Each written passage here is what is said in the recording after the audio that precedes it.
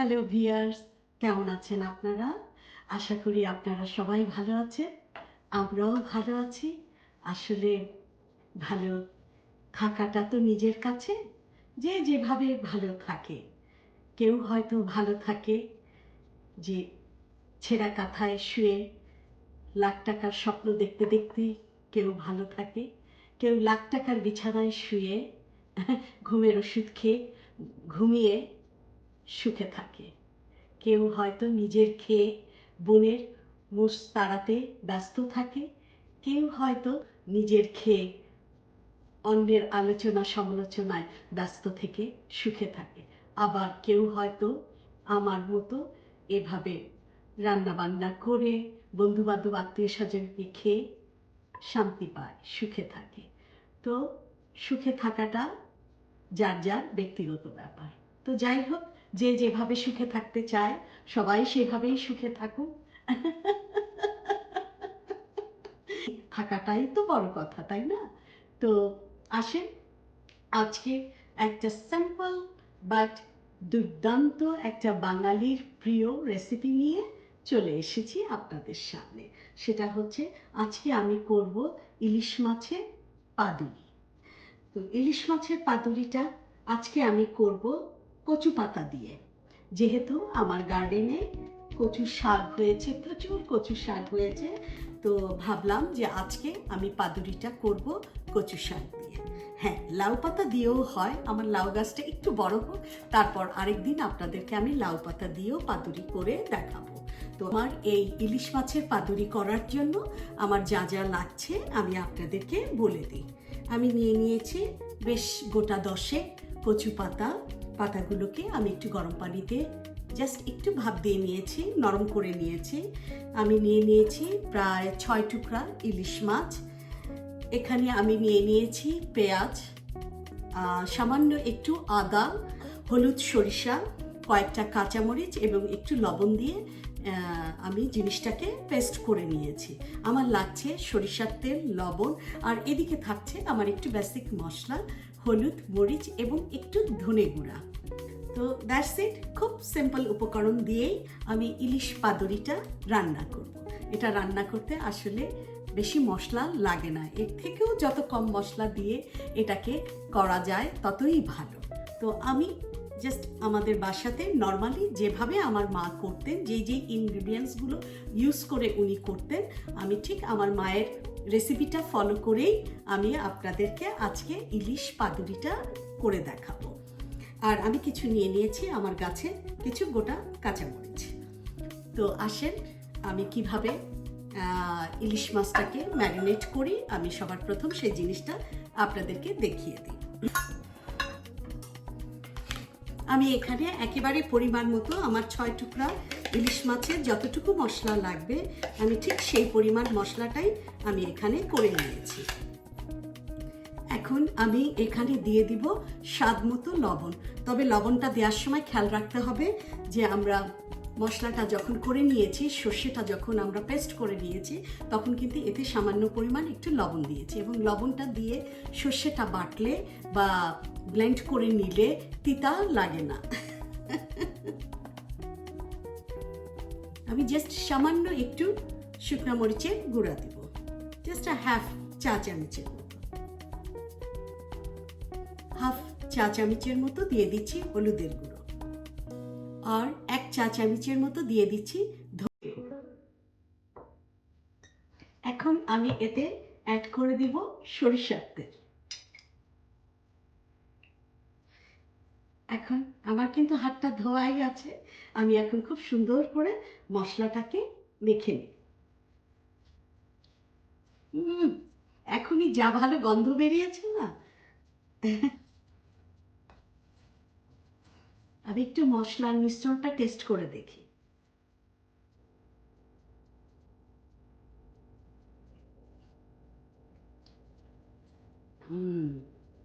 লবণ টবণ সব কিছু পারফেক্ট। এখন আমি এর ভেতরে মাছের টুকরোগুলো দিয়ে দিব। আজকে মাছের পিসগুলো আমার একটুও পছন্দ হয়নি। আমি যে বাঙালি গ্রোসারি থেকে ইলিশ মাছটা কিনেছি, আমি ওনাদেরকে বলেছিলাম স্টেকের মতো করে কেটে দিতে। আসলে যেই ভদ্রলোক মাছগুলো কাটে উনি নতুন, উনি বুঝতে পারেনি, অন্য কাস্টমারের সাথে গুলিয়ে ফেলেছে, আমার মাছগুলোকেও মাঝখান দিয়ে পিস করে ফেলেছে। একটু মন খারাপ হয়েছে, বাট কিছু করার নাই।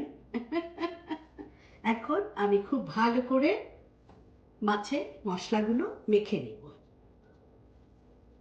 হ্যাঁ, আমি খুব ভালো করে মাছগুলোতে মশলাগুলো মেখে আমি সুন্দর করে জাস্ট 10 মিনিট আমি একটু রেখে দিব ম্যারিনেশনের জন্য।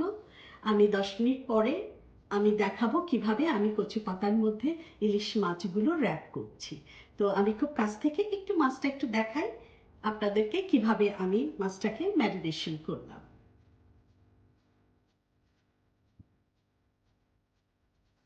আমার ইলিশ মাছটা 10 মিনিট ম্যারিনেশন হয়ে গেছে।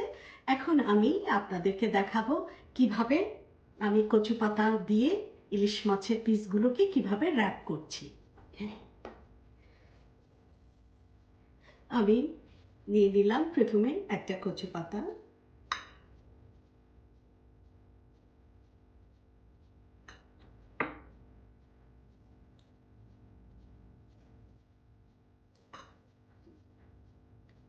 র্যাপটা করার সময় আমি কয়েক ফোঁটা ফ্রেশ সরিষার তেল এতে দিয়ে দিব।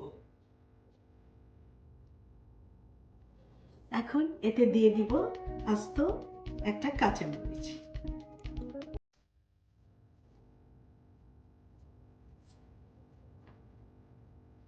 এখন সুন্দর করে আপনার মনের মতো করে জিনিসটাকে র্যাপ করবেন।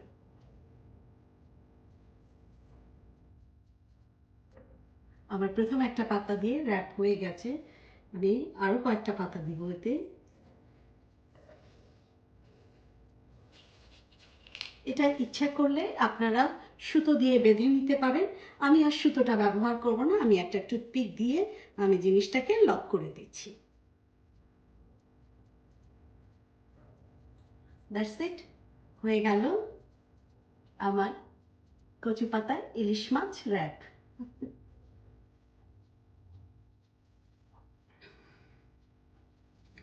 হ্যাঁ, দেখুন আমার প্রত্যেকটা ইলিশ মাছ খুব সুন্দর করে কচু পাতা দিয়ে র্যাপ হয়ে গেছে। তো একটা টিপস দিয়ে দেই, আপনারা যদি কচু পাতা কিন্তু খুব নরম, যখন আপনারা গরম পানিতে জাস্ট কচু পাতাগুলো একটু ধুয়ে নেবেন, খেয়াল করবেন বেশি সেদ্ধ যাতে না হয়ে যায়, তাহলে কিন্তু কচু পাতা ছিঁড়ে যাবে। তো খুব সাবধানে কচু পাতাটা জাস্ট গরম পানিতে একটু ধুয়ে নেওয়ার মতো একটু ধুয়ে নেবেন। আর যদি না পারেন তাহলে ফ্রেশ কচু পাতা দিয়েও আপনারা র্যাপটা করতে পারেন, তাতে কোনো অসুবিধা হবে না। তো ঠিক আছে, আমার সুন্দরভাবে ইলিশ পাতুরিটা র্যাপ হয়ে গেছে। চলো এখন আমি জিনিসটাকে আজকে ভাপে করব না, আমি আজকে ফ্রাই প্যানে ভাজবো। তো আসেন আপনাদের সাথে নিয়েই পাতুরিগুলো ভাজি। হ্যাঁ, আমি চুলায় ফ্রাই প্যানটা বসিয়ে দিয়েছি এবং চুলার জালটাও ধরিয়ে দিয়েছি। এখন আমি এতে অ্যাড করে দিব সরিষার তেল। তেলটা গরম হোক। আমার তেলটা গরম হয়ে গেছে, এটাকে খুব বেশি গরম যাতে না হয় সেটা খেয়াল রাখবেন, এবং জিনিসটা কিন্তু খুব লো হিটে হিটে জিনিসটাকে ভাজতে হবে। তো আমি এক এক করে আমার ইলিশ মাছগুলো আমি দিয়ে দিব। বিসমিল্লাহ।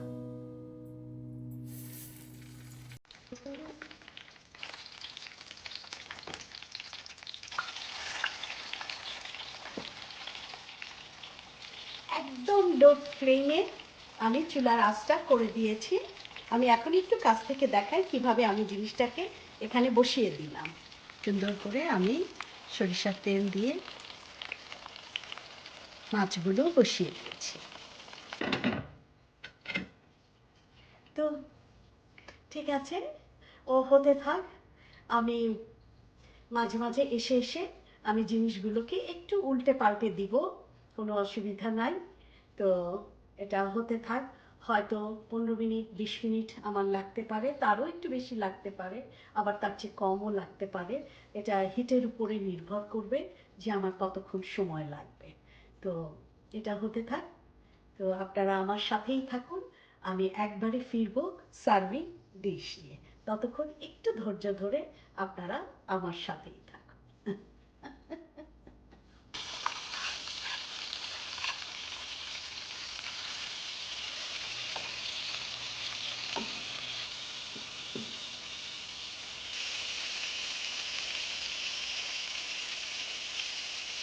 হ্যাঁ, হয়ে গেছে আমার কচি ইলিশ পাতুরি। দেখুন কি অসম্ভব সুন্দর লুক। দেখেই তো মনে হচ্ছে হাপুস হুপুস করে খেয়ে ফেলি। হ্যাঁ, এটা যখন আমি ভাজতেছিলাম তখনই আমার ক্ষুধা লেগে গিয়েছে। আমি অলরেডি রাইস কুকারে ভাত বসিয়ে দিয়েছি। এই যে আপনাদের সঙ্গে শেয়ার করার পরেই আমি ঝাঁপিয়ে পড়ব খাওয়ার জন্য। তো অবশ্যই অবশ্যই আপনারা এভাবে বাসাতে ট্রাই করবেন। যদি আমার রেসিপিটা ভালো লেগে থাকে অবশ্যই অবশ্যই আমার চ্যানেলটাকে সাবস্ক্রাইব করবেন, লাইক শেয়ার এবং সুন্দর সুন্দর কমেন্ট করবেন। আপনারা তো জানেনই আমার সুন্দর সুন্দর কমেন্ট পড়তে আমার অসম্ভব ভালো লাগে। আর এই যে ইলিশ পাতুরি আপনারা যখন করবেন, এটা আমরা যখন ভাজার পরে ফ্রাই প্যানে যে তেলটা থাকে সেই তেলটা রেখে দিবেন। কারণ মাছটা ভাজার পরে ভেতর থেকে তো তেলগুলো বেরিয়ে আসে, ভেতরটা একটু ড্রাই হয়ে যায়। তো এই তেলটা ব্যবহার করবেন, এটা দিয়ে ভাতটা মেখে খেতে যা ভালো লাগে। খাবেন, তারপরে আমাকে বলবেন। আসেন আমি একটা খুলে দেখি আপনাদের সামনে কেমন হয়েছে। বি কেয়ারফুল, টুথপিক দিলে খুব সাবধান। খাবার সময় অবশ্যই অবশ্যই টুথপিকটা সরিয়ে নেবেন, তা না হলে অনাকাঙ্ক্ষিত কোনো অ্যাক্সিডেন্টের শিকার হতে পারে।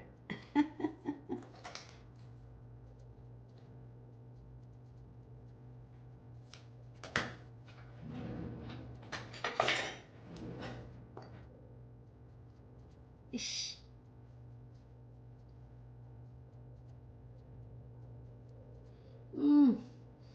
যা ভালো গন্ধ বেরিয়েছে না।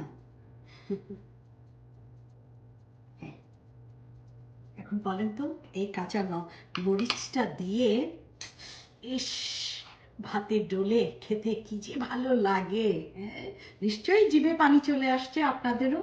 এই দেখুন, এখন এটাতে এই যে যে তেলটা আমি রেখে দিয়েছি এই তেলটা উপরে দিয়ে দেবেন। ও,